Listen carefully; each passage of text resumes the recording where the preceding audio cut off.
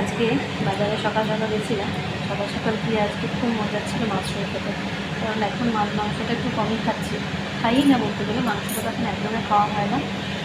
তাই একটু মাশরুম পনির এইসবের উপরে বেশি জোর দিই আর কি। বাজার থেকে অবশ্য মাছ আনেনি এমন নয়, যেহেতু বাবা মা মাছ খেতে পারে না, তাদের জন্য মাছ নিয়ে আসা হয়েছে। কিন্তু মাছটা আমি একটু কমই খাই, বা আমার ছেলে তো খাইই না, আমার হাজব্যান্ডও খুব কম খায়, না বললেই চলে, খায় না।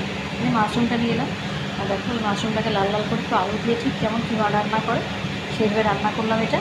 আর একটা মাছের মাথা দিয়ে, একটা মৃগেল মাছ নিয়ে এসেছিলাম, তার মাথাটা ছিল বেশ বড় সড়ো, মাছটা ছিল, তার মাথাটা দিয়ে একটা চচ্চড়ি ছাঁচের মতো করেছিলাম, যেমন বিয়েবাড়ির ছাঁচটা হয় ঠিক অনেকটা ওরকম হবে। জানি না কতটা স্বাদ হয়েছে, আশা করি হবে, তবে ছাঁচটা আমার ভীষণ ভালো লাগে।